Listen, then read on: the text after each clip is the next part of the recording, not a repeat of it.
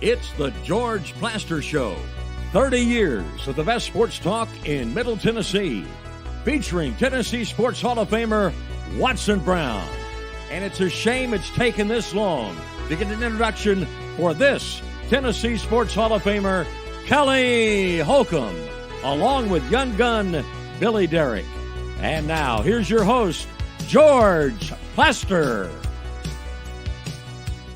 Hello again, everybody. Welcome in. I can now, with total confidence, say it's a beautiful Thursday in Nashville, Tennessee, from our digs at the Fordyce Center. Whether you're watching this show live or archived, you need to know that come next Monday, we will move our show to 4 to 6 p.m., 4:04 to be exact. Wow, we're getting very particular. And we will simulcast the show on 95.9 FM in the Nashville area, up toward Rutherford County and Murfreesboro, where Kelly Holcomb is standing by, 107.9. And I can tell you that the big reason for this is to get a phone system. Yeah, I've enjoyed the podcast format that we've done, but I am really looking forward to taking phone calls out of this particular way that we do business. So Monday, I will leave the entire 5 o'clock hour open for your phone calls. I'm excited about it. Let's go to Murfreesboro. Say hello to Kelly Holcomb, who has been on a recruiting trip for his son. Are you allowed to say anything yet, or is it still top secret? Yeah, it's still top secret. Still top secret. So, can you hear me? No hearing? We're not hearing him. I got him. You can't hear him, You've got him. I can't hear him. Oh, my bad. Well, You're good. Oh, hold on a minute. This is going to require some discussion. Billy, I mean, is that another C note fine from Billy right there? Can you hear me now, George? Absolutely. It's good to have I you mean, back. what are we, Billy, what are we doing? What kind of gym shoe operation are we running here? This has turned into a straight crap show at 2. But come 4:04 next Monday, we'll have our act together. Yeah, sure we will. So are you allowed to say anything about your son's recruiting trip? Still top secret until the line, till the name signed on the bottom line. I am not saying anything because I know how that stuff happens. It's a pretty much a done deal, but yeah, I know how that stuff happens. So yeah. Okay. Well, once you do know, we'll want to have your son on and maybe ask him a few questions. Well, he's already told me he really didn't want to talk to you, George. So I kind of summed that up. Really? Yeah. Well, we can always provide Billy. Oh yeah, that's what the audience wants for sure, Billy. Billy, what would be the first question you would ask Jameson? How did you survive? He survived well, man. He's done well. He's thrived. Thrived. He found a way. He did, in spite of his dad. Happens. Mom must be a great lady. She is. She's really good. Yeah. They all got her characteristics. That's for sure. Okay, we're glad to have you back. Did you watch the schedule release last night? No. Billy I was watching basketball. Yes. George, did you watch it? No, I watched Luka Duka. Luka Duka. How did Luka Duka do? Well, they won. Doggone well. Yeah. First of all, he looked healthier than he's looked in a while. When he runs, he just does not look healthy, though. Even though he is healthy, he does not look healthy running. He's got that. I mean, he's got not an interesting style. He's not the quickest or fastest guy, and he's really. I mean, he's big, but like sometimes I wonder how he gets shots off, how he gets in the. I mean, he just kind of finds a way. I don't know how to describe it, really. He is incredibly creative. I think he's really smart. Now, he complains to officials a little too much. Yeah. And they got on him about that. The Mavericks staff told him to cool it. And last night he was all smiles, sucking up to the officials. It was hilarious to see. Luka Duka. Luka Duka. He's one of the best he knows how to use his body. He's a big Yeah. guy, and he'll put that shoulder into you, nudge you forward and back up and shoot that through. He's remarkable at that stuff. Billy, do you have an update of any substance? We've got some meat on the bone today. Beautiful. It's brought to you by Lori Burnett Leland. You can find her online at mortgageladyyusa.com. You can also find the PGA Championship up at Valhalla Country Club in Louisville on ESPN right now. It's been rolling on. Xander Schauffele in the lead right now at -9. Rory is tied for 4th at -5. You got to go a little bit of ways down to get Scheffler. Scheffler, how far is McIlroy? Where is he on the course? McIlroy is. I think he's close to being done. Oh, he's already done. Yeah, he's done. He's already done. Sorry. Yeah. Scheffler just started, though. He just started, so he's going to be back. Yeah, so 66 for round 1 for Rory, so -5. And then Scheffler tied for 17 right now at 2 under. So, yeah, but you're right, Kelly. He did just start. You got Jordan Spieth also right there with him. Tiger tied for 74th at 1 over. So let's see where Tiger is, though. So is his round complete? Tiger's done. Yeah, Okay, Tiger's done. Kelly's locked in. Yeah. Okay. So, Kelly watches. yeah. I do. Kelly? I love golf.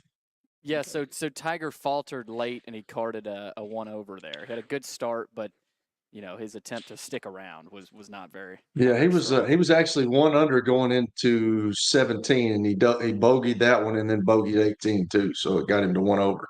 That's got to be the worst feeling when you're there, but then you bogey and it goes downhill. Later in the summer, it'll be such a neat deal when they have the British Open, and the guy says, "Jordan Spieth, 4, please.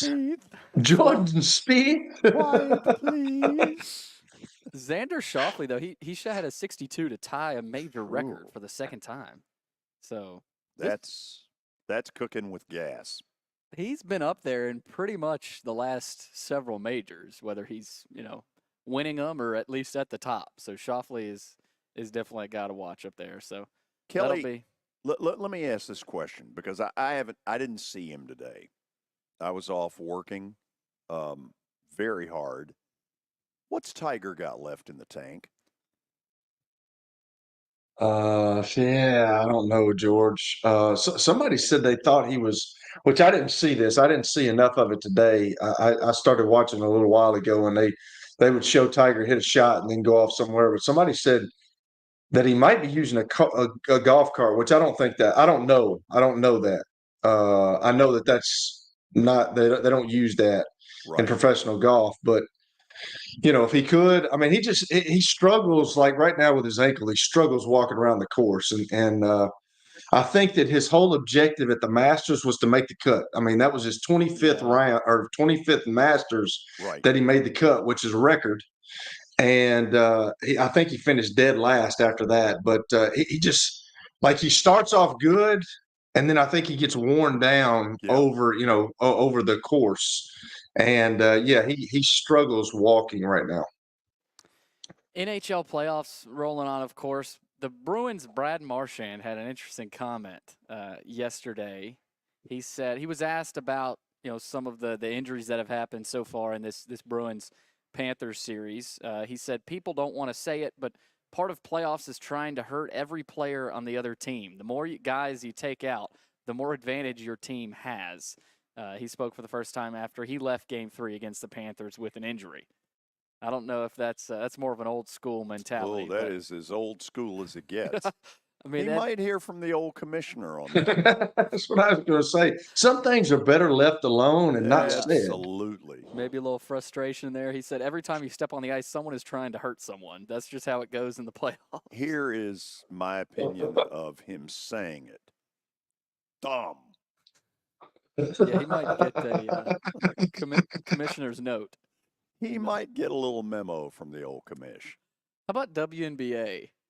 To accommodate much larger crowds, the Atlanta Dream are moving their 2 regular season home games against Caitlin Clark and the Indiana Fever to the home of the NBA's Atlanta Hawks.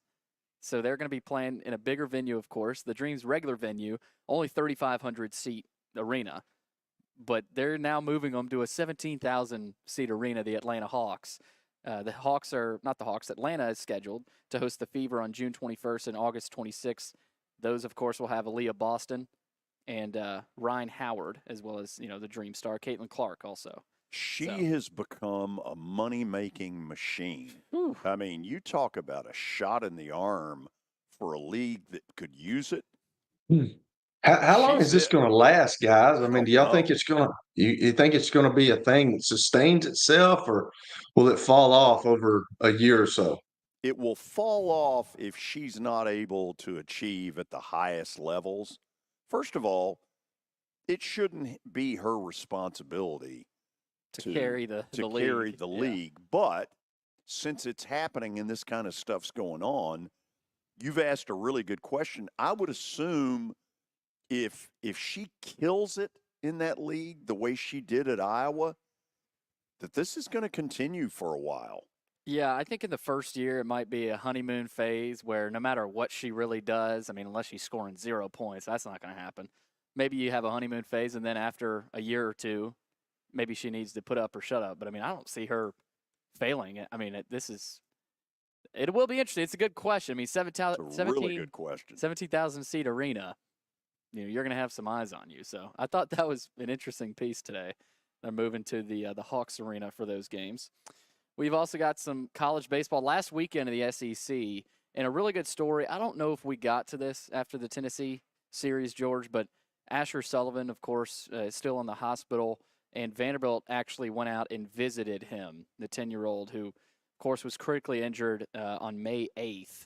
And we all know what happened, but he's still there. So Vanderbilt did make a visit to him before they went up to Lexington yesterday.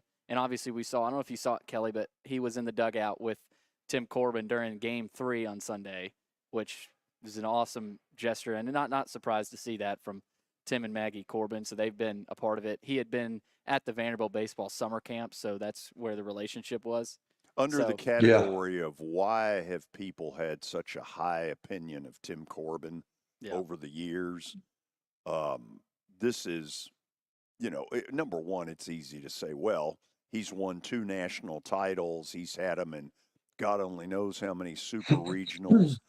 He's kind of earned the right.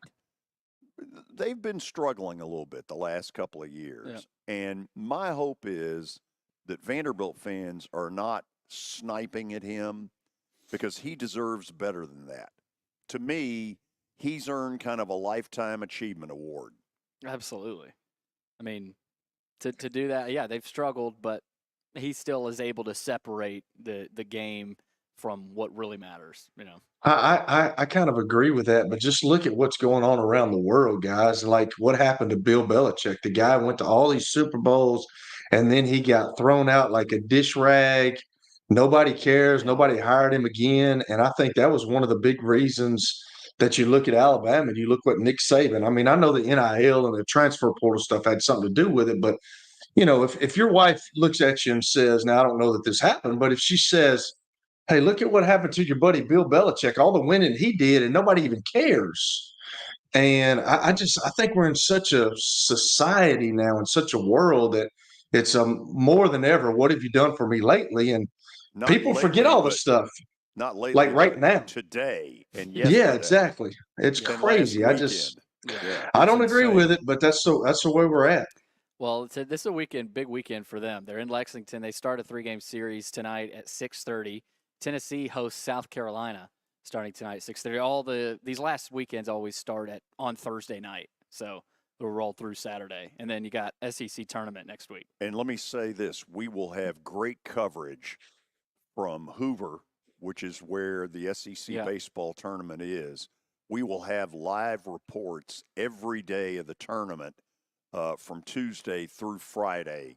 Really excited about that. Yeah, speaking of Hoover, I don't know if you've ever been there. I'm sure you have, Kelly. George, I know you have. But if you're a baseball fan and even a sports fan and you've got a family, maybe some little kids, that's a perfect place to take them down there maybe for a day or two. It's not expensive. It's family friendly. I mean, high recommendations for that. It's an awesome venue. And if you can get a ball out of that place, God bless you. Yeah. It is a big old ballpark. Well, in today's era, though, you might see it more and more. I mean, with these exit velos, 115 miles per hour. So that's what we got, though. That's your update. That's it. Okay, you did have some meat on the bone. Thank you.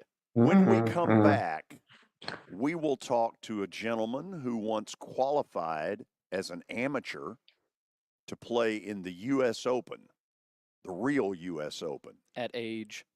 I don't know. I cannot find the year. That's the kicker, though. I can't find the year, but I obviously will ask him. Prominent Nashville attorney Lew Conner, who knows as much golf as any human being going, will join us after the break. We'll talk some Tiger. We'll talk some Scheffler. We'll get into Roy McIlroy. We'll get into the live stuff with the PGA. Got a lot coming. You're going to enjoy it. Stick around. It was the most horrible experience that any mother could ever go through. I knew that I needed to get help. My friend, she immediately said, "You need to call Bart Durham." And you guys were there within an hour. You guys are like family for us. Yeah, sure is nice to connect with the people that you're doing your best to help.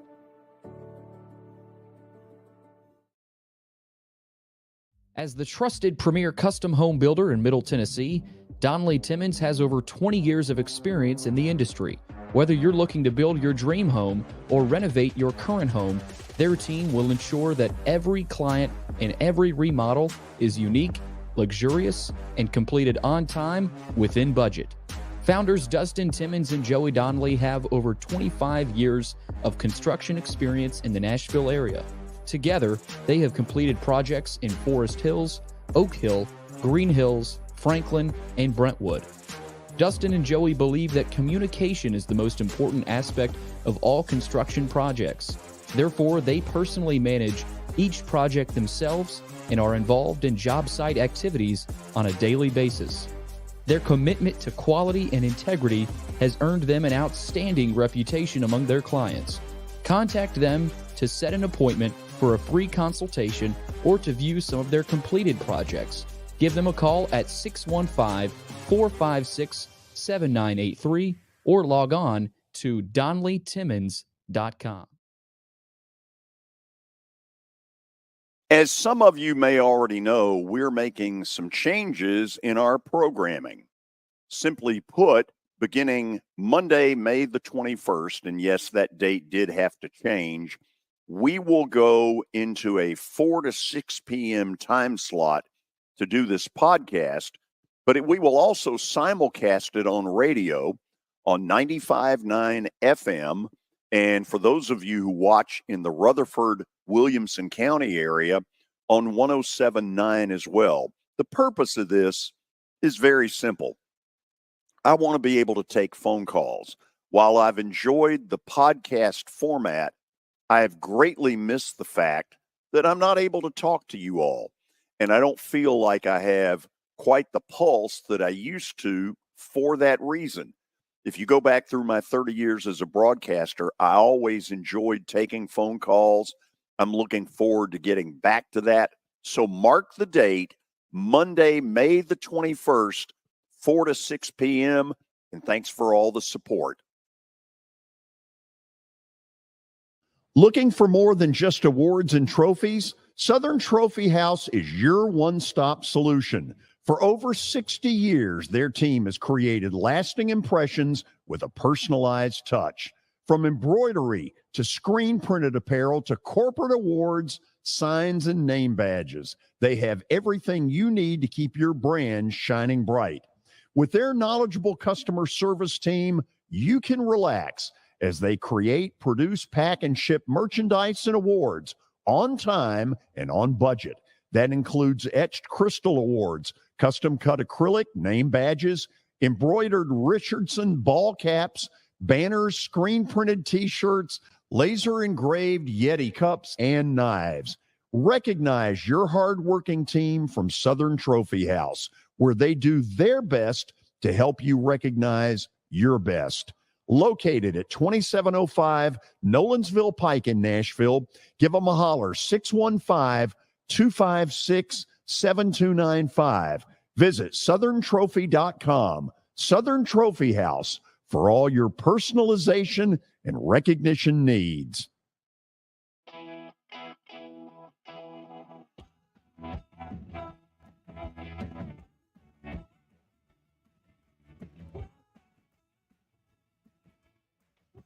I want all of you to listen real quickly. I don't think I've ever had a guest on this podcast who has been honored in as many different ways as Lew Conner has. Just listen to a few of these. 2010, Tennessee Golf Hall of Fame. That says a lot right there.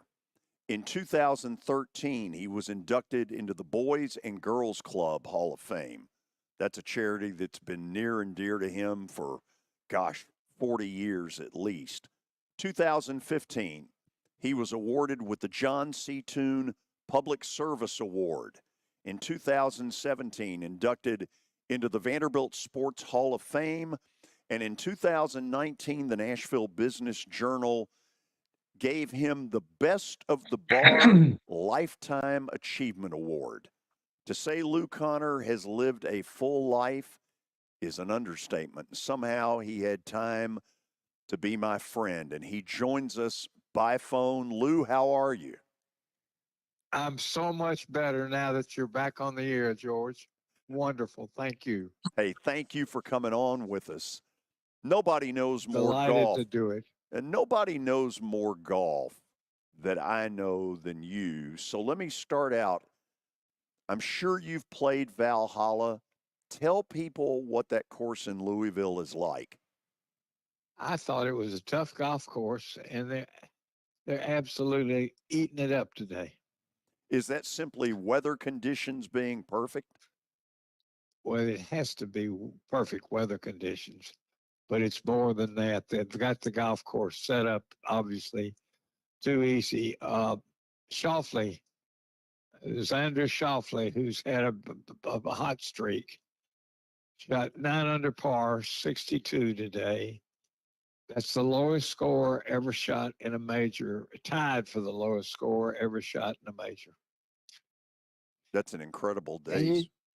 Yeah. Oh, it's just, and you know, some of the bullies are just now getting out there. Of all things, Scotty Scheffler today comes back after taking 3 weeks off so his wife could have a baby.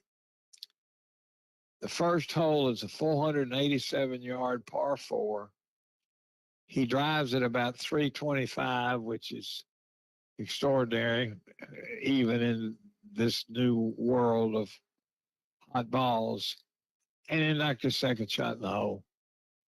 He made eagle 2 on the first hole he plays after he has the baby. And he's only won 5 tournaments in a row. And Schauffele and Rory have been chasing him. By the way, to give you score updates, once again, Rory is shooting the grass off. He shot 66 this morning. Let me start with him. He walked into this tournament off a victory a week ago, and I've heard people say that when Rory is at his A game, that there's nobody on the tour that's better. Do you buy that? Yes, I do buy that. And by the way, the fella he beat last week, Xander Schauffele, who shot 62 today. Wow. And Schauffele was last week second to him by 3 shots and was 3 shots ahead of the third place player. The two of them absolutely ran away with the golf tournament. Lew, give me some thoughts on Tiger. We were talking about him earlier, and it's sad to watch what this has had to become. Give me some thoughts, and do you think it's time for him to just say, look, I just can't do it? Well, of course, what he's doing is almost taking victory laps when he goes and plays the majors. He shot 72 this morning, bogeyed the last 2 holes. The cut will likely be somewhere around -1, -2, which means he's got to play around, 2 or 3 shots under par to make the cut tomorrow. And it's got to be terribly hard for him. If he's out there and is able to have the victory lap mindset, then this is probably not too bad for him. If, on the other hand, he really thinks he can beat him, I think, my opinion is he's kidding himself. Guys, they're all so young and hit it so far and so straight and put it so well. Though Tiger was by far the dominant force in the game during his day, he's not that anymore. As a matter of fact, he was at one time so dominant only one person was ever any better, and that would have been J.W. Nicklaus. In my opinion, of course. Your opinion's a pretty good one. As I pass you on to former NFL quarterback Kelly Holcomb, Kelly, he qualified, Lew Conner did, for the U.S. Senior Open in 1992. Can you imagine?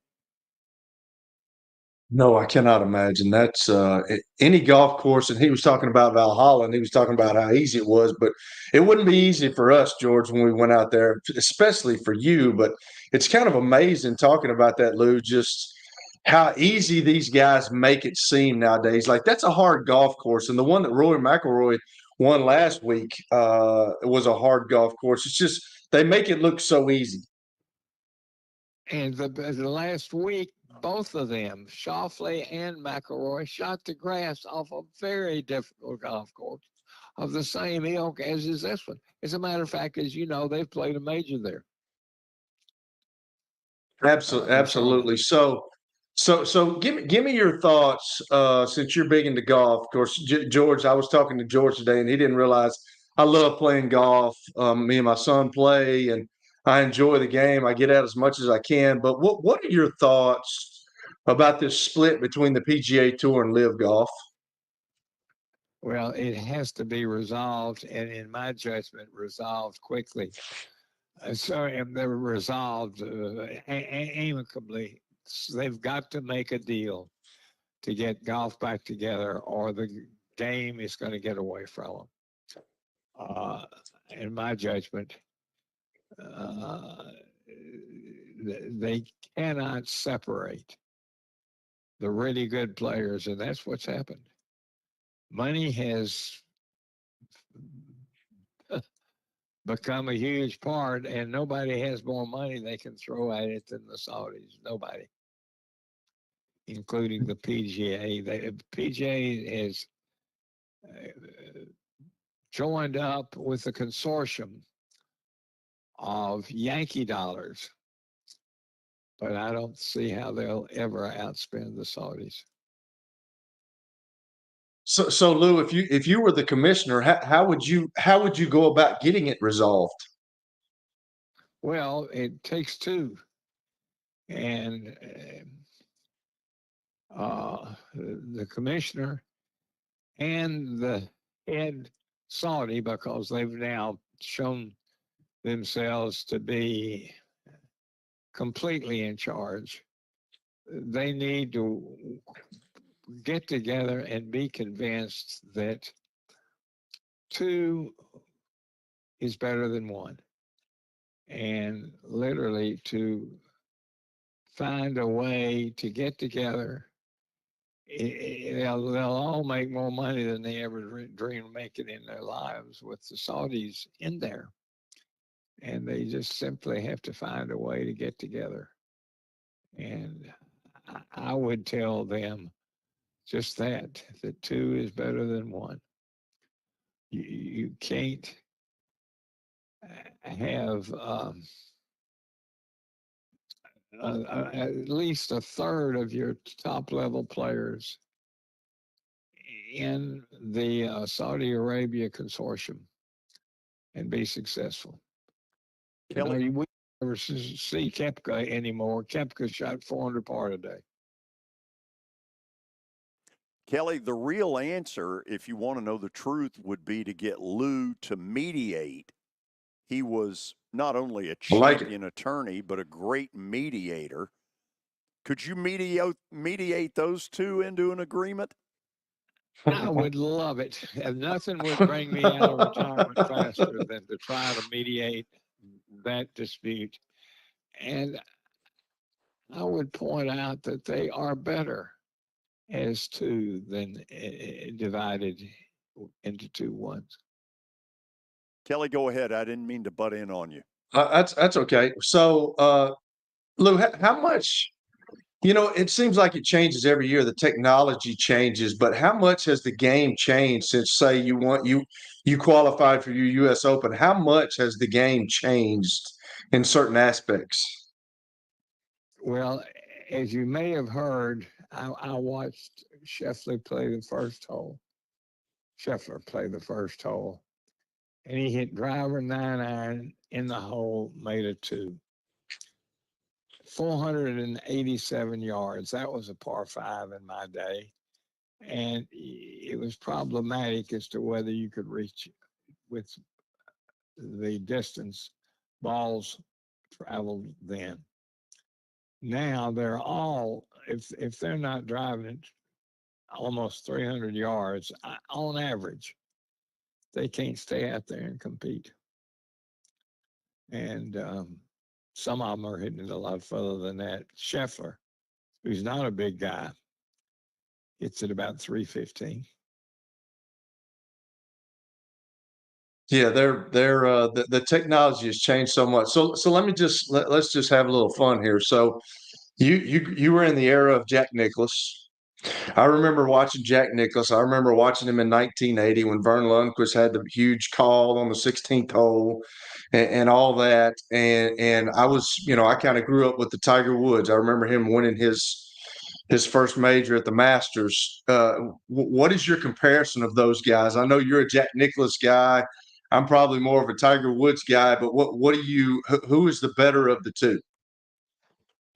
Well, I'll die believing that Woods was number 2. And number 2 with an awful lot of good players does not in any way demean my view of Tiger Woods. But Jack Nicklaus was extraordinary. He won 18 majors and finished second in the majors another 30 times. Now think about that, guy. That's pretty amazing. I mean, that's almost 30 golf tournaments where you're first or second, and always darn good fields. They didn't have exactly the talent they've got today because of what colleges have done. I mean, by the way, speaking of colleges, you know what's probably the best college team in golf? I know where you're going. Let's hear it. Yeah, me too. Vanderbilt University.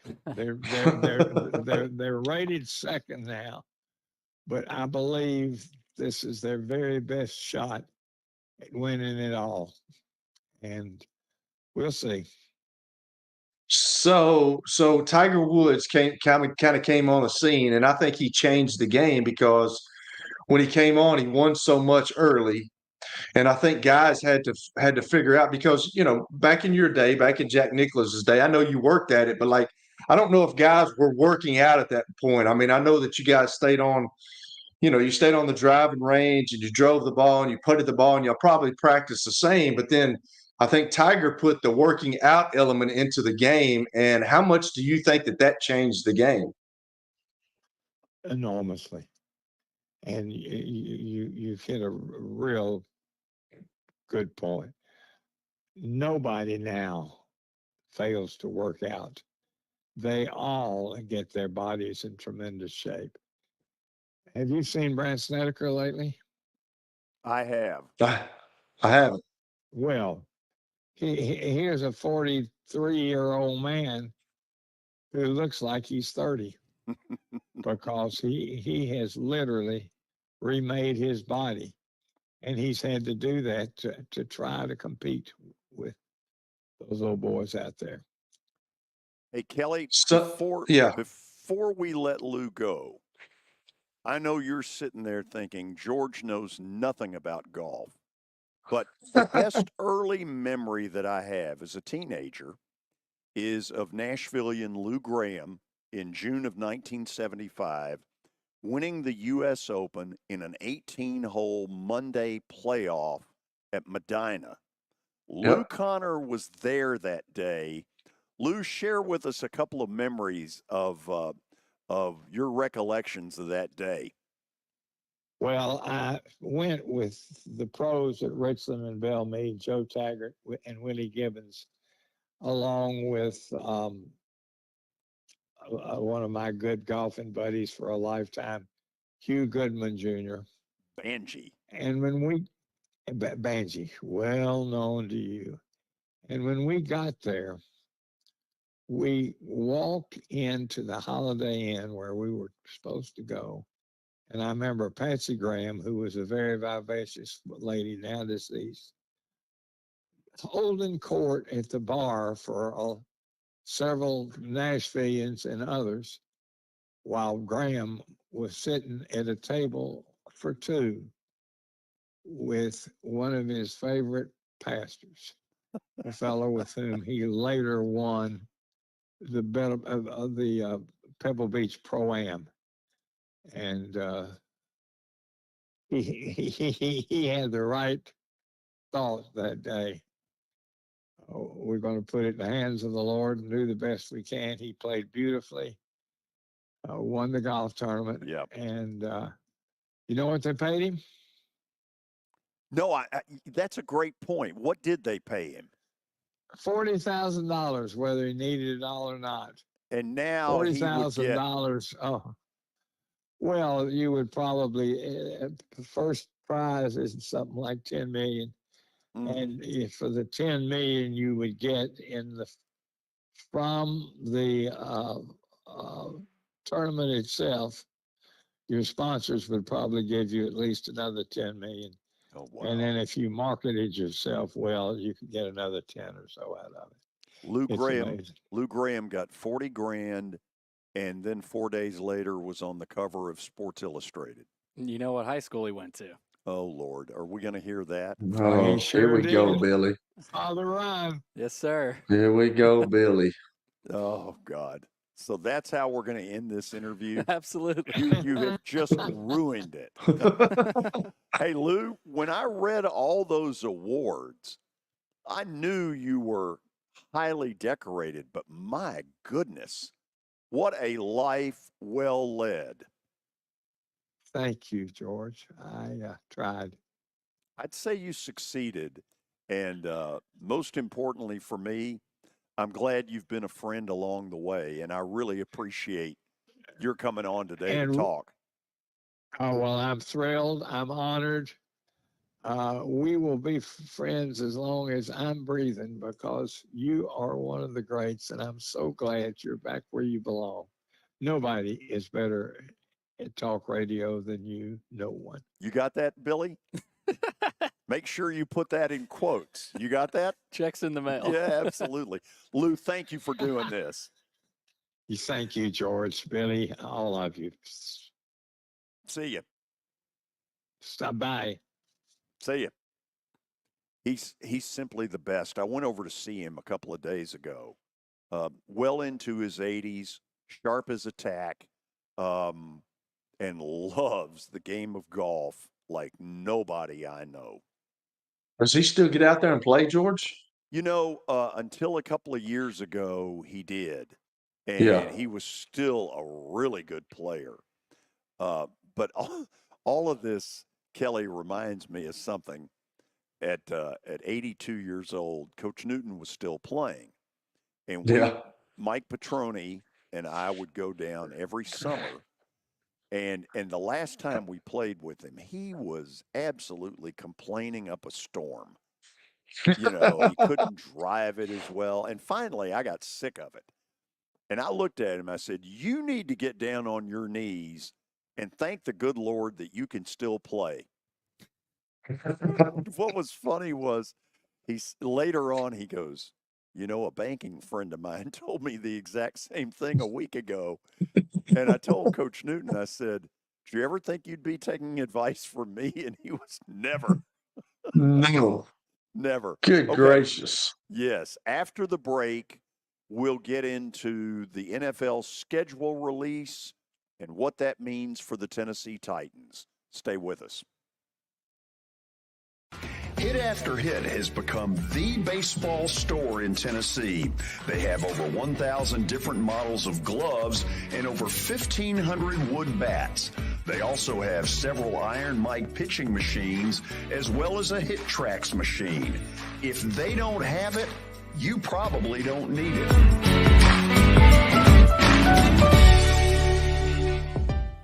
We're proud to call Hit After Hit the official shirt provider of the Plaster and Friends Celebrity Bowling Night.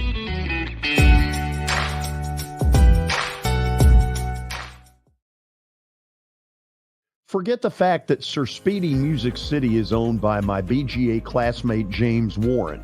Their work stands on its own merit. James and his staff do incredible work, as evidenced by the huge banners at the Plaster and Friends Celebrity Bowling Night. If you're looking for quality to help your marketing and business communications, and you want it at a reasonable price, these are your folks. Call them at 615-832-9511 or go to print at sirspeedymusiccity.com. And be sure to tell them Plaz sent you. Over the years, more men have started to seek help for hormone deficiencies and imbalances, and Dr. Jeffrey Lodge and wife Daphne, along with their experienced staff, give men the treatment required to improve their quality of life, improve your immune system, energy level, cognitive function, and more. There's no better time to achieve a healthy lifestyle. What are you waiting for? Give Cool Springs MD a call today for an appointment at 615-486-3458 or visit the website coolspringsmd.com. For over 35 years, Wilson Bank & Trust has been committed to providing customized banking solutions to help individuals, families, and businesses in Tennessee achieve their goals. As your full-service community bank, we are proud to offer loans with competitive rates, local decision-making, and fast, friendly service from our experienced lenders. No matter where you are on your financial journey, Wilson Bank & Trust is ready to help you take the next step. Visit your nearest Wilson Bank & Trust office or online at wilsonbank.com to get started today. Member FDIC, Equal Housing Lender. Convenience and value, two words that we expect when we do business. Our goal at JHA Company is to deliver just that, both to our school partners and to our customers. Whether you're purchasing photos, yearbooks, class jewelry, letter jackets, school spirit wear, or senior graduation products, we strive to make the experience easy, convenient, and cost-effective. Find out more at jhacompany.com or call 615-867-6345 for more information. JHA, one source, one company.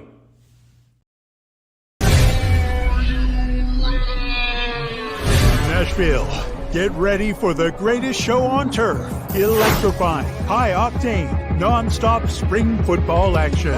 Starting at only $30. Don't miss the season opener this April 27th at Municipal Auditorium.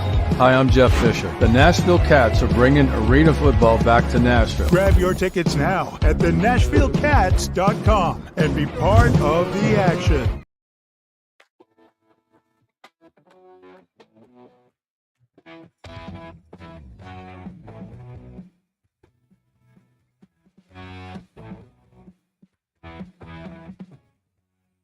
So last night, the NFL released their schedule, and with all of the, we're playing in Vietnam, or we're playing in Seoul, South Korea, or we're playing God only knows where, there's been a lot of chatter since this thing got released about what teams got screwed over in the deal. For instance, at the very top of the list, supposedly, is JETS, Yes. who plays here in the second week of the regular season. Kelly, any thoughts, first of all, on what you've read or heard and how difficult this is to put together? Yeah, I mean, there's always going to be people that are like their schedule and people that hate their schedule. You got to play the games. I know there's one game in Brazil. I've talked with guys that have to go over to England and play. I had to go down to when I played in Mexico City for a preseason game. It was the Steelers and the Colts, and that was I don't know. It's just they're trying to grow the game. They're trying to get it out there. When you're going into Brazil and other places like that, it's just it's cool for the fans. It's cool for people there, but it's not really cool for the players. It wasn't cool for me. So I don't know. You just hate those. I've told y'all this before. Every player, it's cool to play on Monday nights because you're the only game in town. It's cool to play on a Thursday night. You're the only game in town. But along that comes a lot of logistics and a lot of preparation that you have to like cram into. And every player would love to play. If it's here, it's at noon, or if it's on the East Coast, it's at 1:00 because you get up, you have breakfast, you go to the game, and you play the game, and you're done. But then if you have to be on a Monday night, you have to wait. And then when you get to the Monday day, I mean, it's a long day because you got to sit around. The coaches want you doing something. Some people take you to movies. They want you to get around, get blood flowing. It's just a long day. Same thing for Thursday night football. But it seems like we've talked about it before, George. It seems like they're going to play every dadgum day of the week. Oh, it's gotten coming absurd. Up. They're I mean, going it's too far with it. Yeah, it's gotten crazy. You're absolutely right. But when we were talking today, I did not watch that last night. But obviously, I mean, football is the big game in our country, and people are they're gearing in. They're looking at it, and obviously that's why ESPN's got it because people watch it. And I just don't understand it, man. It's just a schedule. You're going to get some that are butthurt about it, some that like their schedule, but you still got to play 17 games. So who cares? Kelly, off the rhetoric that I'm hearing, the NFL is about to push for an 18th game again in the regular season, go to 2 preseason games. And to me, this is where the players absolutely have to drop the hammer and say, you're not getting this. I've thought about that, George. I don't know if they've got I don't know if they got a leg to stand on. I heard it the other day. I didn't like all the preseason games. I don't like the 4 preseason games because nobody gets anything out of preseason anymore. And for the most part, when you go into a camp, these scouts and these coaches have done so much research on these guys. They knew who they're going to keep. They bring, camp arms as a quarterback or camp legs or receiver. They bring guys so the other guys don't have to take as many reps. And then by the end of the time, those guys are getting on the reps. They're going to get cut, which kind of sucks. Now, every now and then you get guys that kind of open your eyes and they can actually play. But I agree with the 2 games in the preseason. I didn't like the 4 games, but I don't think, they're going to get those games in because the owners want to make money. And right now, we know that. Right now the iron is hot. And they're going to squeeze as much as they can. I mean, the owners make a lot of money, and they made all the money in preseason because – when I played, you only got $1,000 a week for preseason. It's probably up now than it used to be.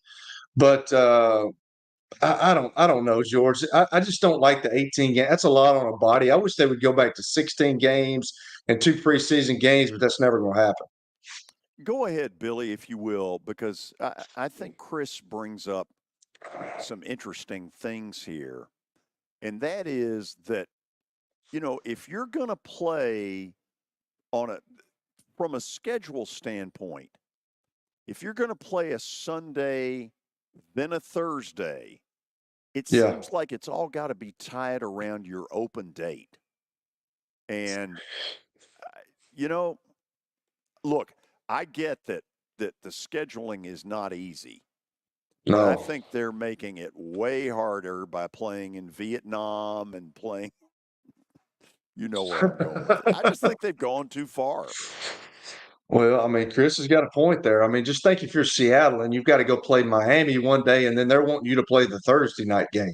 That's That's unfair. just, I mean, it's unfair. He's absolutely right by that. I mean, it's just, there's a lot that goes into that scheduling process and you have to think about it. But that's what happens when you're trying to grow the game. You're trying to make all these teams go to England or to Brazil or to Mexico City or to other places that they're trying to get. I'm sure they're going to have one in Germany. So that's just a long travel process. And, everybody keeps saying, well, I think they're trying to get a team over in England or they're trying to get a team over in Europe somewhere. And I just don't ever see that happening. I don't ever see that happening because there's too much into it. That's cost I mean, the NFL makes a lot of money, but just think about the money that you have to, like, if you're the England team, you have to travel over here when you have a home game. Those other teams, but they're only doing it once. You're having to do it 8 of the 16 games or the 17 games. That's a lot of money. It just doesn't make logistical sense to me. And I know they're trying to grow the game, but with that being said, and what Chris just talked about, I mean, that's hard to schedule because you want to have teams fresh. But I don't know if I assume they look at that. But I'm a 1:00 guy on Sunday, and then let's go to the next Sunday. It's kind of how I am. Who heads the NFLPA?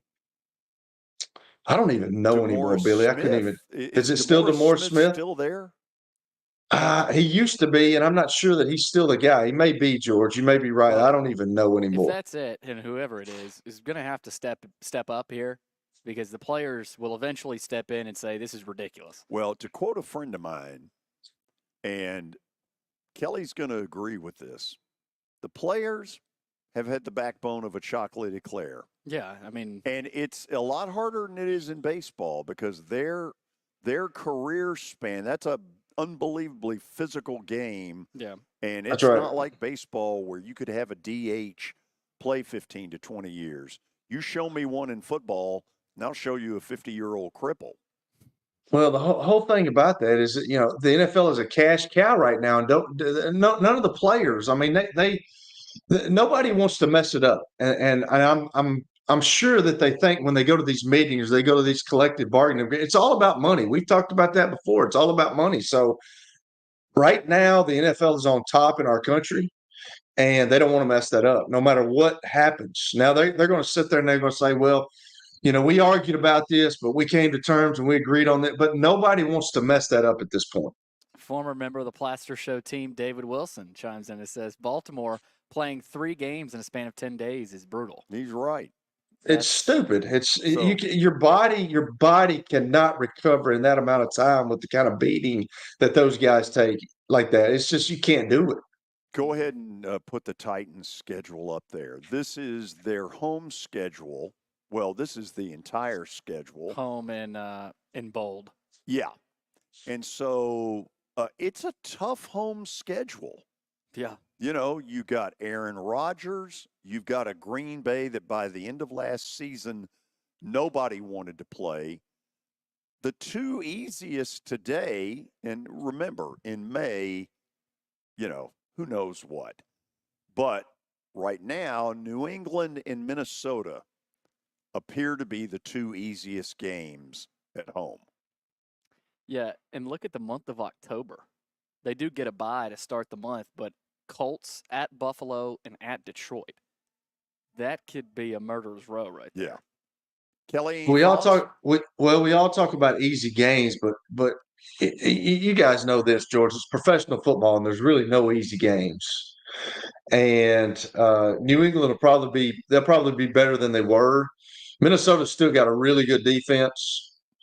They're going to have a young quarterback, so that'll be interesting. But like no game, it's hard to win in professional sports. It's hard to win a game in the National Football League. That's why it's so important to be able to get your work in during the week and stay nutrition wise, stay hydrated, stay out of the training room if you can, and keep your body good because your body is your asset. That's what my agent told me a long time ago. He said, your body's your asset and you have to take care of it. But, just like what David just talked about, 10 games and or 3 games in a 10-day span is like, You can't recover from that, George, and that's just it's absurd. It really is. It's truly absurd, and there's no easy game. But if you don't have the proper time to prepare, you're kind of behind the 8 ball.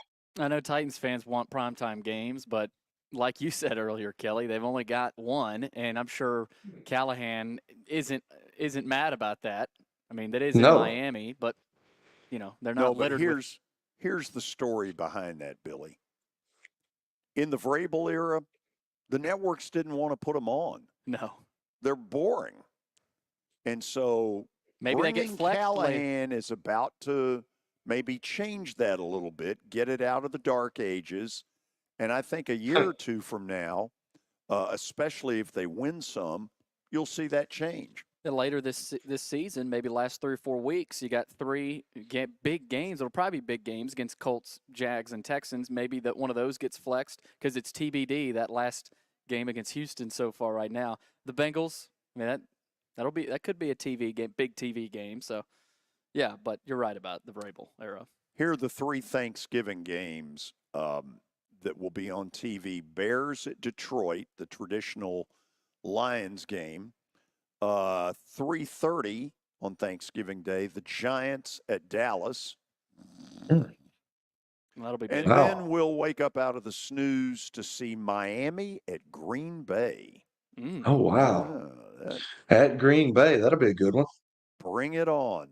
Speaking of bring it on, after the break, stat of the day followed by Danny Evans. Sometimes we merge the two because we don't have good answers, but he does, and he's in the on-deck circle, ready and raring to go. Nashville Sounds Baseball is back in Hit City for the 2024 season. Spend your nights and weekends at the ballpark with weekly giveaways, fireworks shows, throwback deals, live music, and more. Top talent will take the field at First Horizon Park against the AAA Minnesota Twins, Baltimore Orioles, Atlanta Braves, St. Louis Cardinals, Cincinnati Reds, and more. Tickets start at just $10 and are available now at NashvilleSounds.com. We will see you in Hit City. Year number 2 of the Plaster and Friends Celebrity Bowling Night was awesome. And the reason is really simple. I chose Strike and Spare, and they were amazing. They have great food, great bowling, and a staff that is truly ready to go the extra mile to help you. They have 5 family fun centers in the area to choose from, and for more info, go to strikeandspare.com or call them at 615-824-5688. Star Physical Therapy was established in 1997 with one great mission: to serve. If you're hurting, don't wait to receive physical therapy. You don't need a referral to see their physical therapist, and early morning and evening appointments are available. Make the call to 615-673-1420 and get rid of that pain. Star Physical Therapy, the official health provider of Football Friday. Venture Express has been helping people in this area for more than 40 years. They're headquartered in Murfreesboro with over 30 years of dedicated fleets involving production, manufacturing, and corrugated experiences. They're an asset-based company with over 700 tractors, 4,000 trailers, and 800 drivers. If you need their help, dial them up 615-793-9500 or log on to ventureexpress.com. You know, starting to save for your future doesn't have to be difficult. Let Wilson Bank and Trust help tone up your financial goals this year. Our certificates of deposits or CDs can help your money work harder with our competitive rates, earning you more than ever before. WBT checking options allow you to earn rewards you can really use, like a high interest rate or cash back on check card purchases when you meet some e-banking qualifications. Visit your closest Wilson Bank and Trust office or online at wilsonbank.com to get started today. Member FDIC. You were in a crash. Yeah. Your kids were in the car with you. We're very lucky to even be telling this story to you. Nikki treated us like family, and she was very caring and loving, and I'm just so grateful for that. She was somebody I could trust, and being a veteran, that's so important to me. My kids are going to have a better life now because I don't have to worry about those expenses that we were out. Your family has really created a legacy of trust, and I would recommend you to anyone.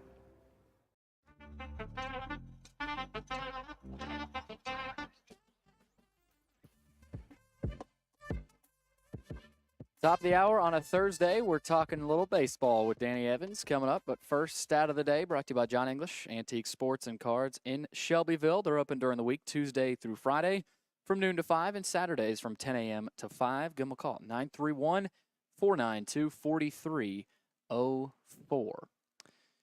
All right. Well, I thought I had stat of the day here. Uh-oh. We got an administrative error. Uh-oh. That's a big uh-oh. We'll have to bring Kelly in here.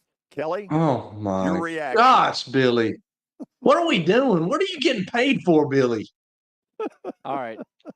Is it good if I verbalize this? Sure. Okay. Sure. The Bears and Titans will play in the regular season for the first time since 2020. Everyone knows Tannehill played for the Titans, but who was the quarterback that year for the Bears? Oh, good Lord. That's a good one. For the Kelly, Bears in 2020.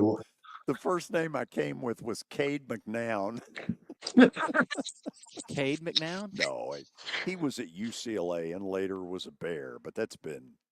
He was a first-round pick for the Bears a long time ago. I can remember we played them up there in Chicago, and he was talking to Kevin Costner before the game. I don't even think he played. So, okay, is it fair to say we don't know the answer? Would it be like Mike Glennon or somebody? Why not? I don't even know if he. Let's go. I don't even know if he played with the Bears. It is not Mike Glennon. It is Nick Foles. Nick Foles. Gosh. Okay. Yeah. Nick Foles. Billy, why was it not on the screen? Like I can't even. Like I don't even. I can't work in these. Don't blame it. I can't work in these I cannot work in these conditions, Billy. I mean, you got to get it right, dude. What if we were in radio, bro? Well, we I'm would, over but it. we I would can't- also be in television. See, it's called a simulcast. Simul meaning not one, but two. Billy, wake up 5 minutes Uno, earlier dos. tomorrow. Yeah, wake up 5 minutes earlier tomorrow. I mean, good gracious. Take the NyQuil a little later. Look it up. A little earlier, excuse me. Okay. We welcome all of you into the 3 o'clock hour. For what it's worth, I got a great story that Danny Evans is going to love as we bring him up supposedly to talk baseball. Danny, it's a Nick the Stick story. I love it. You know, I actually had that football answer. It's Sid Luckman. Yeah, sure it is. I like that one too. That's my hometown. I had no clue, zero clue. So, Danny, this story got told earlier today. We used to do every year a radiothon to benefit the Charles Davis Foundation. And through the generosity of a ton of people, in a 20-year period, we raised over $2.1 million for the Charles Davis Foundation. And so every year I would invite certain friends of mine to be part of the panel. And in this particular year, Nick the Stick with the late, great Rick Regan. And when you got the two of them together, it wasn't good. And the third was the late director of Metro Parks and Recreations, Jim Fike. 3 really cynical people. And so in the early part of the radiothon, in the 3 o'clock hour, it's really going a little slow. And when I would give out the phone numbers, it really was not doing it the way I wanted it to. And, you know, I'm starting to get a lot of second guessing. Nick and Rick are sitting over there. You need to give out the phone numbers. You're not giving them the And after about 30 minutes of this, I got tired of it. And we were doing the radiothon from Ferguson Bath Kitchen and Lighting Gallery. over near 100 Oaks. So I get in one of the bathtubs, and I just said, you know what? I've had enough of y'all's crap. I said, you think you can do better? Take over. Have at it. So what does Nick do? Nick goes, for all of you who are sick of George, call in and make a pledge now. And I mean, they lit up. It looked like they were about to blow the phone system up. Kelly, I don't know. That image of George in a bathtub just doesn't work for me. I don't know. Yeah, no, I'm not going there either. Daniel, sorry. It's a good point. But it was hilarious when he came up with that, and then the phones start ringing. And, of course, Rick Region, see, if you give out the phone number, they'll call. No, that wasn't necessarily it. It was Nick's presentation, which was terrific. Okay, you ready? Yeah, I'm ready. It just as long as it doesn't involve quarterbacks, I'm fine. Okay, let's go with pitchers then. A lot of talk these days about pitch counts, arm injuries, how far does the starting pitcher go in a game? I want you to give me some thoughts, and how much of this is managers who don't want to get second guessed when a pitch count for a pitcher gets near 100? George, it's not just second guessed by the media, but it's second guessed by their own front offices. I think a lot of managers manage in fear, especially when they get in a situation where there's a lot of media around or a lot of attention in the postseason. Some guys just find out the game's a little too speedy and it has a little bit too much accountability. But I think today a lot of it comes from controlling baseball operations staffs that don't like their assets being manipulated into areas that, candidly aren't as numbers-wise good for them. We saw it a few years ago in the World Series. Kevin Cash with his Blake starting Snell. pitcher. Yeah, and he was told from early in the postseason, this is what we're going to do. And I think part of the problem, George, it's funny, about 35 years ago, pitch counts and velocities became common elements of baseball stadiums and baseball broadcasts. And at that time, pitching coaches and managers' roles were changed. There used to be some kind of hand counters. Some guys would use that, but most guys were just communicating with the catcher, communicating with the pitcher, letting the game also tell you, hitters tell you everything you need to know about the pitcher. If he's not backing up bases and he's spending a lot of time with you in the dugout in very quick segments, he's doing real well. But I think a lot of guys today do manage a bit in fear, but more importantly, they manage by the book we've never read, which is the baseball book. You don't do this. Well, every organization has their own philosophies, and you see it now in games where, the bullpen's up at 70 pitches and the guy's sailing. And it's hard for me to accept that that's the way the game should be played.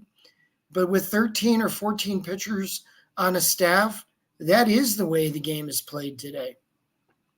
So let me ask you this. If I snapped my fingers and you were the general manager of, I don't know, we'll make up one, Seattle. Okay. Danny's now the GM in Seattle. Does Danny inherit an analytics group, or is it up to you to put one together that sort of thinks the way you think?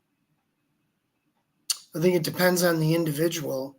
People that are well-versed and understand analytics, just like scouting, have their own philosophies that they bring to the organization. And many times, George, your philosophical beliefs are the reason you're hired, along with your track record, who you've been working for. There are some general managers that just don't have a great feel for analytics, some that don't have a great feel for scouting. And those departments generally remain static. They remain the same simply because they can't really contribute changes. It's nothing against the individual. Everybody has strengths and weaknesses. I know when I went to Los Angeles, I revamped our structure in scouting and player development, and I greatly enhanced our analytical thoughts because we were, one of the biggest markets in professional sports, and we'd been failing for a number of years. Our draft choices were utter disasters, and candidly, our minor league system was awful. So what I did is I brought my style and my thinking to scouting, player development, and analytics. And, while I inherited a very mild dose of analytics, we greatly enhanced our use of it. And subsequently, we quickly turned the organization around. When I came in, we were 29th in baseball by Baseball America. And 2 years later, we were the organization of the year. Danny, give people, because we hear analytics and we're thinking of some nerd that graduated from Harvard who doesn't even know that, it's 330 down the line, 402 to center. And, you conjure up all this kind of stuff. Where is it that analytics helps a team? George, that's a great point. And I think it's a misunderstood element of the game. It's taking as much subjectivity away and being more fact-based. If you think about it, guys, you get high school kids, college kids, international signings, and players from, various walks of life all over the world. And you gather them in a clubhouse of 26 guys, and you're supposed to figure out who's going to be good and who's going to be bad in a failure-based sport that has all sorts of dynamics. You hinted at it, George. Look at the dimensions of ballparks. They're all different. Fields play different. Mounds play different. Cities play different because of sea level, because of various conditions. I mean, it's different being a left-handed hitter in the LA Coliseum in the early 60s than it is in Yankee Stadium currently for the Yankees. So I look at analytics, and I tell this to people all the time. I teach my class and I talk about it. The objective is to get it right. And as much of the subjectivity as you can eliminate, you do. And I compare it to McDonald's, to Walmart. You think their menu choices are just dart throws? Heck no. They're doing studies all the time. They'll close registers. They'll close down one lane of a drive-through. They'll open up a certain lane or a certain checker based purely on analytics. Baseball's no different. Here's the problem, George. And Kelly, I'm sure you've heard the same thing in football.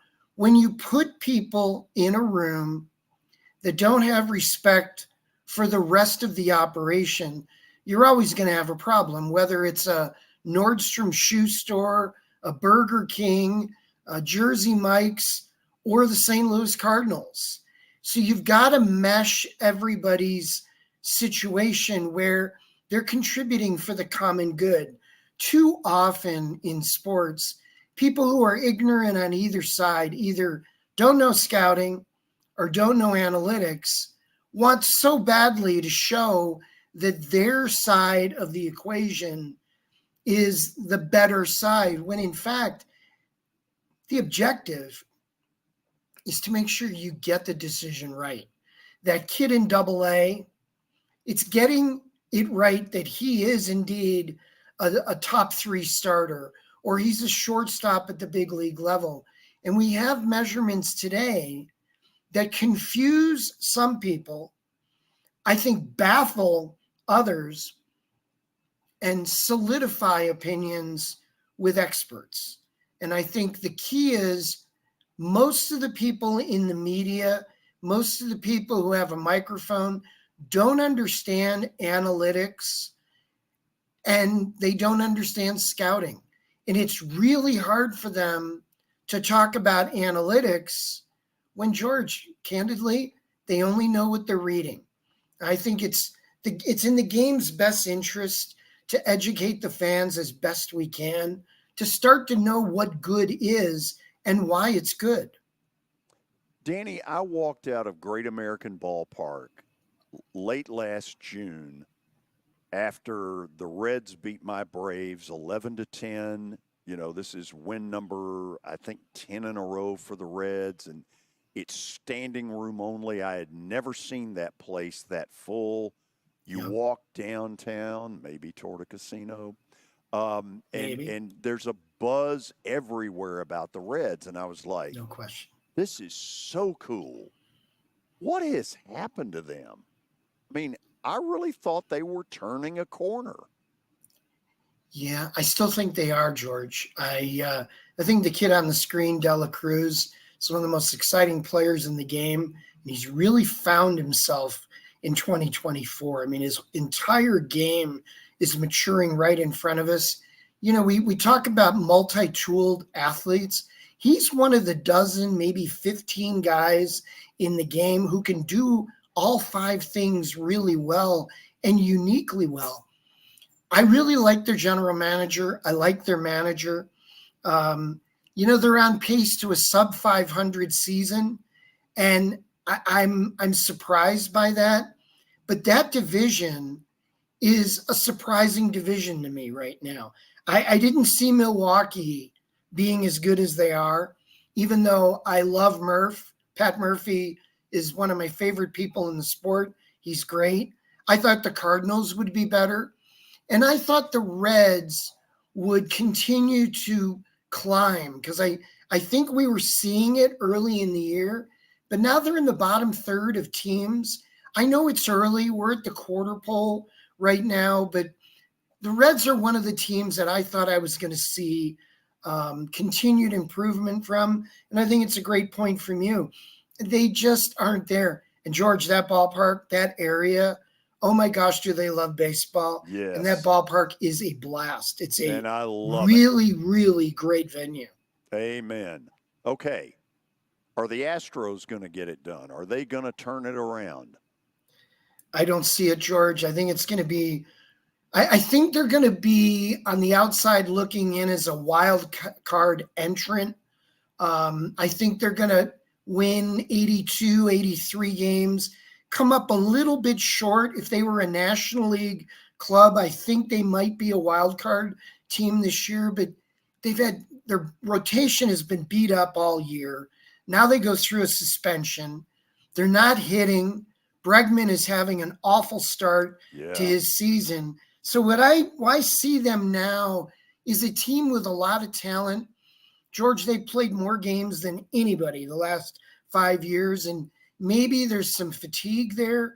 But I think in reality, what we have is a team that's just not performing at the level you thought.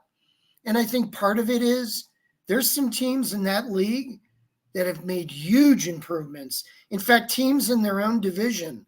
And it's not going to be as easy for the Astros to turn things around as it would have been the last 5 to 7 years. Okay, on that, we're going to go to the break. Kelly Holcomb and Danny Evans. And by the way, Danny, next week we go to simulcast. I'm looking forward to that. I'm looking forward to having some listener interaction because I can appreciate that they know a lot more than I do on certain things, and I'm sure I'm going to hear it. We'll go to the break, and we'll be back. As the trusted premier custom home builder in Middle Tennessee, Donnelly Timmons has over 20 years of experience in the industry. Whether you're looking to build your dream home or renovate your current home, their team will ensure that every client and every remodel is unique, luxurious, and completed on time within budget. Founders Dustin Timmons and Joey Donnelly have over 25 years of construction experience in the Nashville area. Together, they have completed projects in Forest Hills, Oak Hill, Green Hills, Franklin, and Brentwood. Dustin and Joey believe that communication is the most important aspect of all construction projects. Therefore, they personally manage each project themselves and are involved in job site activities on a daily basis. Their commitment to quality and integrity has earned them an outstanding reputation among their clients. Contact them to set an appointment for a free consultation or to view some of their completed projects. Give them a call at 615-456-7983 or log on to DonnellyTimmons.com. It was the most horrible experience that any mother could ever go through. I knew that I needed to get help. My friend, she immediately said, "You need to call Bart Durham." And you guys were there within an hour. You guys are like family for us. Yeah, sure is nice to connect with the people that you're doing your best to help.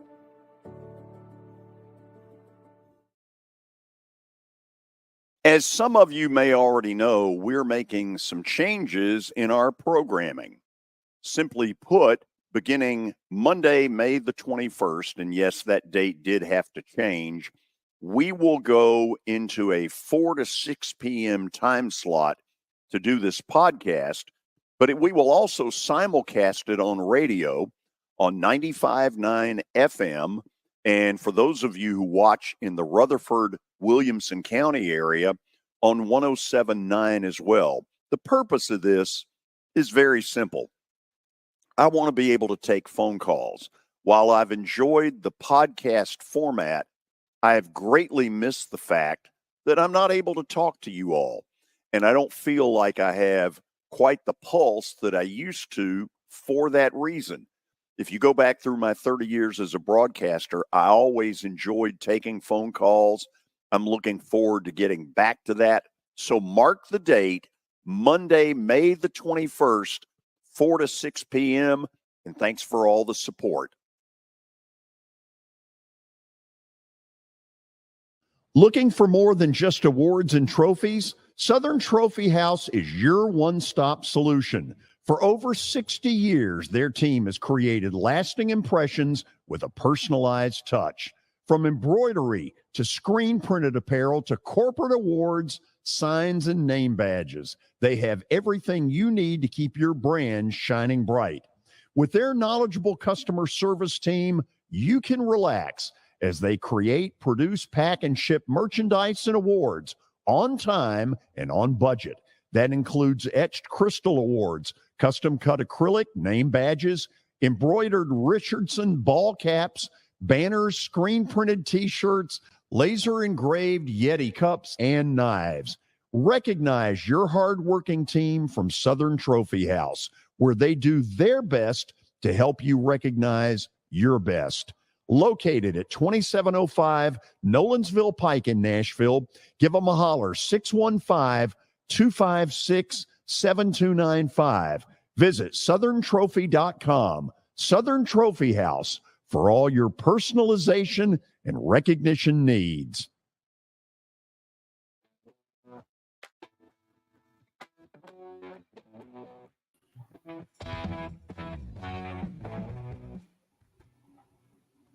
Okay, we're back, and left to right on your radio dial, there's me. In the middle is Kelly Holcomb and Danny Evans, who can talk baseball like nobody's business. And a lot of you who've heard him over the last few years know I'm absolutely right about that. Kelly, what do you got for him? Danny, y'all talk about analytics, man. Does everybody in the game of baseball now use analytics, and are there some teams that use it more than others? Some teams use it a great deal more than others.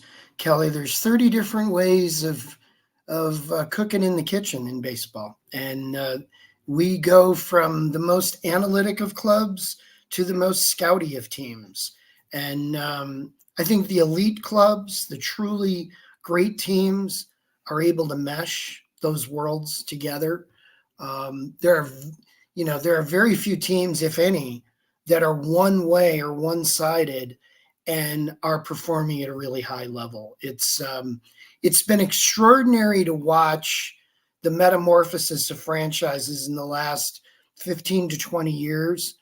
But the fun thing, Kelly, are the teams that have guys that people think are old school thinkers, but are actually playing a little dumb publicly and getting elite information from great people. I mean, I look at the Orioles, I look at Tampa Bay, and people think they're so nerdy analytical. They have great scouts. They do great scouting. The Dodgers don't throw money at people. The Dodgers produce players because their scouts, their player development people, and their analytics people are great. But Kelly, check this out. I mean, there's teams that have more than 50 analytics people in their organization. And then there's others that have less than 10. The teams that have less than 10, they're already making tee time reservations for October.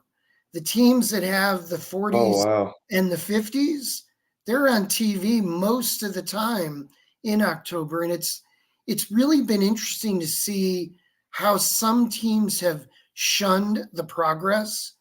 And I think it's a shame that people think analytics is a bad word. I embrace it because I want to have the best chance of getting the decision correct.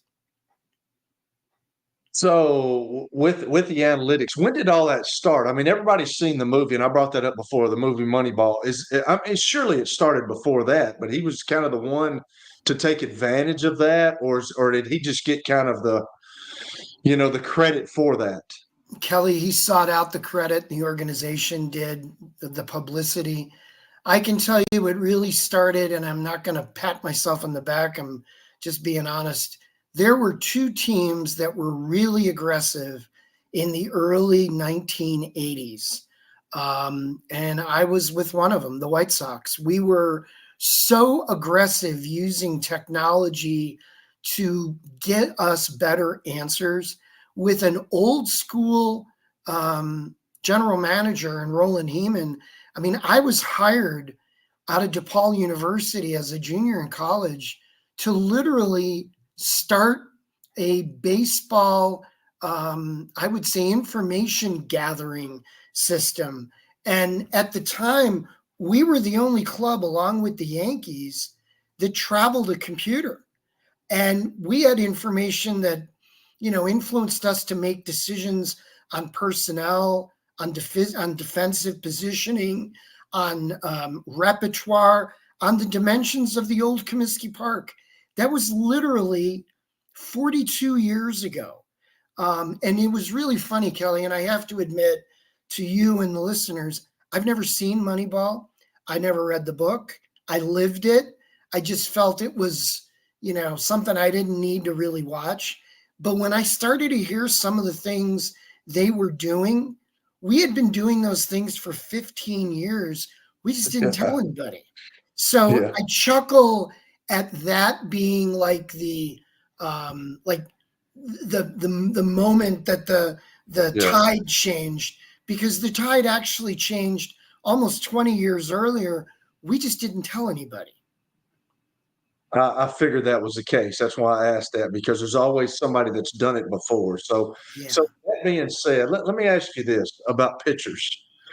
And you and George were talking about it earlier. Have the pitchers, is it just a mentality thing with the pitchers? Like, do they not think that they don't have the Nolan Ryan mentality of Nolan Ryan went out there, he wants to finish this thing.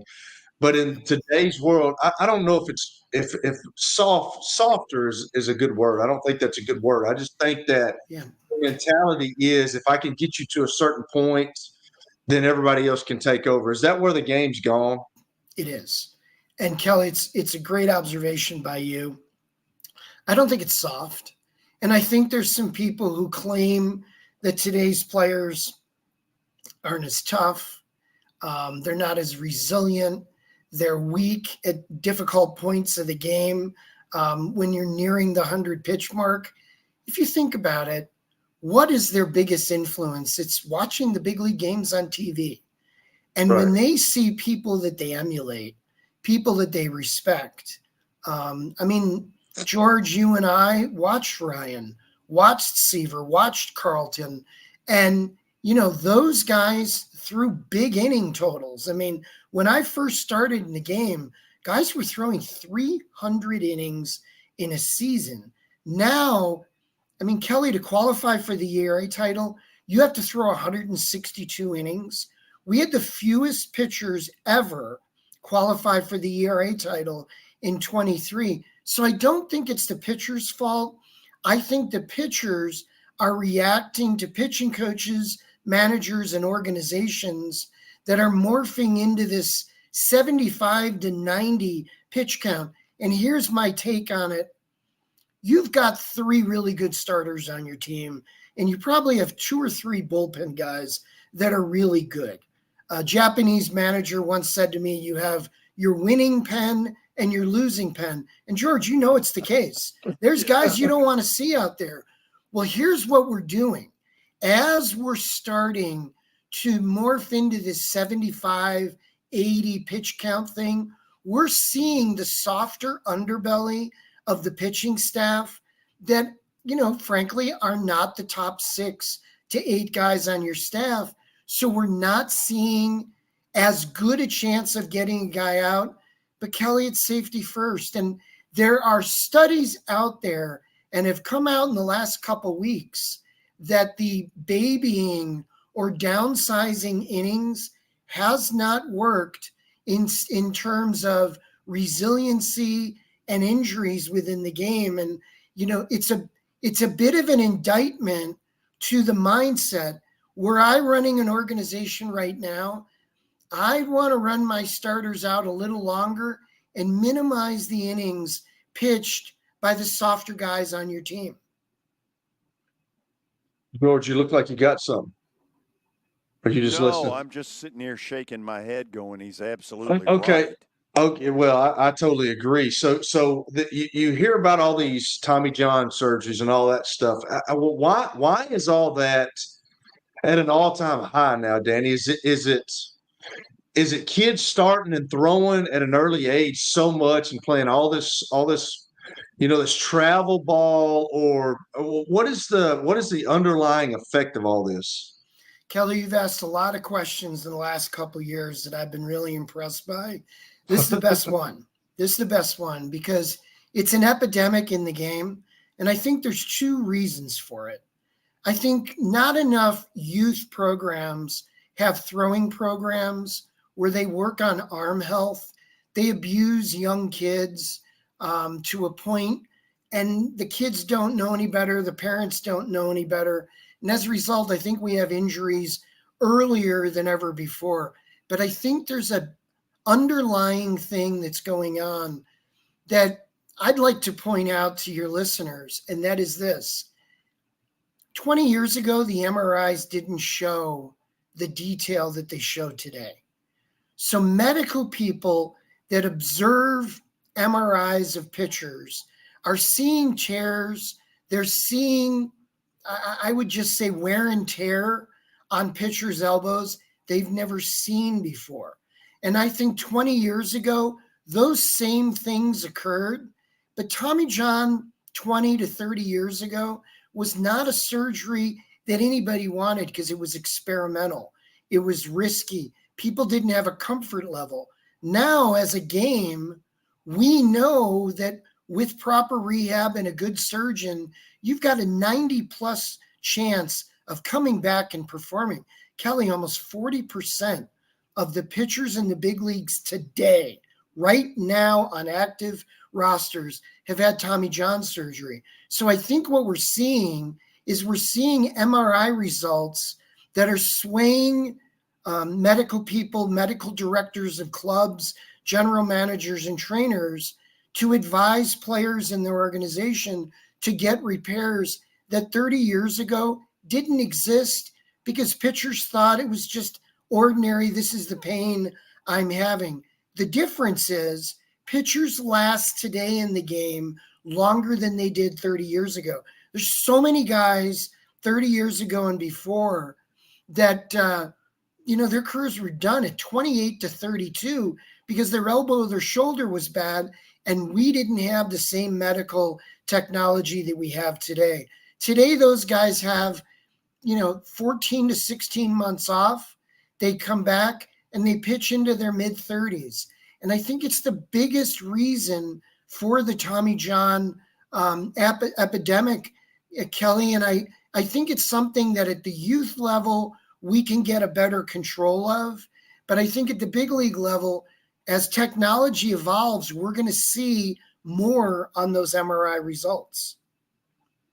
Yeah, it would just scare me as a young kid to have Tommy John surgery because you don't have the same trainers or the same rehab techniques as pro people. So I worry about having that surgery at a young age. And I know that some of them have to have it, but like, do you get the same? I'm sure none of them get the same rehab. Like when I did my shoulder surgery and I had a torn labrum in Cleveland, like I was aggressive with it, but I was doing it every day. Like you get these kids nowadays, they're probably not doing it every day. So I don't know, like it would just scare me as a parent to have my son. Yeah, to have my son have Tommy John's because you're not getting the kind of same care as a pro that's making all that money. Well, Kelly, I tell people at the high school and collegiate level all the time, this is the only arm and elbow you're ever going to have. So try your best to get into an elite doctor, get into Dr. Andrews in Birmingham, get into Dr. L. Attaché in Los Angeles, or others. There's some fabulous surgeons, because if you get in with them, all it does is give you a better chance of being who you wanted to be. Part of the problem in our game today, though, is that, what you're saying is so true. Parents hear UCL reconstruction or Tommy John, and they think about a guy at the big league level who gets a lot of notoriety. Well, he's got the greatest health care in the world. I mean, you remember what it was like to be with a football team and having any issue. You've got a superior advantage to most of your people on the planet. Well, these kids that are at the high school level, if they don't know any better or their parents' insurance can't handle it, they're going to somebody who might be very good, very qualified, but he might be doing 2 to 5 of those a year, whereas other surgeons are doing 3 to 5 a week. And the difference is the experience, the technology, and as you know, Kelly, with the shoulder, the rehab is everything. If you don't have a work ethic and you don't have, I would say, the desire to get back to 100% using rehab, you will fail and you will never be the same again. It's a great point. So my last thing, what did you think about Paul Skeen's debut? Oh, man, he was nasty. I tell you, we had people at the house and they all wanted to leave. And I said, folks, I'm driving, so we're not going anywhere for a little bit. George would have been proud of me. I was really a bad host. Kathy was just laughing, but Skeens is going to be good. And tomorrow he gets to pitch in the afternoon against the Cubbies. I'll be watching that. You know what he brings, Kelly, is you remember your first snap. Remember how nervous you were? There's 40,000 plus in the stadium, and everything about the game speeds up. He's throwing 101, 102 in the first inning, nervous as can be, with a home crowd going crazy. I thought what he did in that outing was spectacular given the circumstance. I think what we'll see tomorrow in a visiting stadium, I mean, one of the greatest ballparks on the planet, we're going to see him even step it up another notch because now he's been around for a week. He's answered all the questions. He doesn't have the pressure of pitching as the savior in Pittsburgh. I think what we'll see tomorrow is an absolute dominant performance. He got out of a couple of jams in Pittsburgh Saturday. I watched it.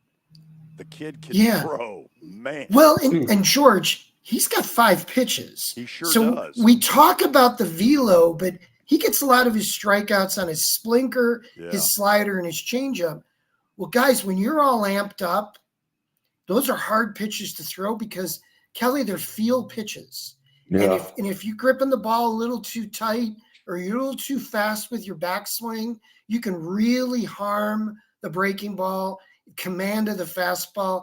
I think what we're going to see as this guy gets more and more comfortable, we're going to see his accessories, his subordinate pitches become dominant strikeout pitches. This guy has such a huge ceiling. It's going to be a lot of fun to watch him grow up in the big leagues.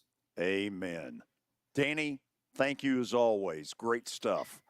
And George, I know you're a Padres hater this weekend, right? Well, I guess I am. Although Yeah, I and wouldn't know. It's not like I'm going to see anything. I know less about the Atlanta Braves today than I have ever known, and I want to thank Comcast for that. Yeah, you can read about it tomorrow, and I know you're rooting for the Nationals all weekend too. Against the Phillies. Yes, exactly. Bingo. Love you guys. Looking forward to See you, next man. week's change in format. Yeah. Let's have some more fun. Let's do. Talk to you, Danny. Bye, guys. See you, brother. He's the best. He can talk baseball better than just about anybody I know, period. And I think most of you have long since figured that out. He's really good, man. I mean, he could probably tell you as much about Paul Skeens as Cal you'd Ripken, want to know. but the older guys too. Okay. Must we go? Let's go. Let's go. Blasters Bet of the Day brought to you by Bart Durham Injury Law. Give them a call, 615-242-9000, or log on to bartdurham.com. Tough night. Woo! Yeah. Dallas or Denver? I don't know. What's up I with don't that? know what that means. I took Dallas. They didn't win. But Kelly, look at the day before. I know. I'm seeing that, man. Yeah. You said you said you thought the Knicks were finished, George. Look, if they win this series, they're not beating the Celtics. No. But this has been fun. And I have no idea how they mustered the effort to beat Indiana by 30. I don't think they'll win tomorrow night. I think there'll be a Game 7 at the Garden Sunday at 2:30. And you know what? If there is, I'll be watching. You'll be watching for sure. I've become a Knicks fan. Love them. Love watching them. Okay, 3 plays tonight. Vegas has gone completely out of control. The Rangers have been the better team in this series, and yet Carolina has won the last 2. I'm taking a big underdog tonight, the Rangers. That line is way too heavy. It should be more like 125 to win in Carolina and in that series. And as we know in the NHL, it's been hard to win at home. So Kelly, in round 2, the visiting team has won 2 out of every 3 games. Wow. So we're saying that Carolina started out the way they did, and they got a chance to get this thing back going again. Oh, yeah. Wow. Yeah, their building will be rocking tonight. I've been in that one for a playoff game. It's awesome. Okay, next is this one. I am going to assume that at some point, Edmonton is going to get control of this series. You know what? If they're going to get control of this series, they better win tonight. They better. That's true. These are 2 tough plays.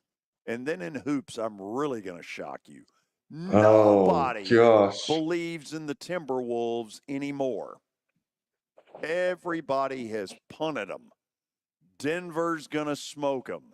It's all Denver. Well, you know what? I'm going against it.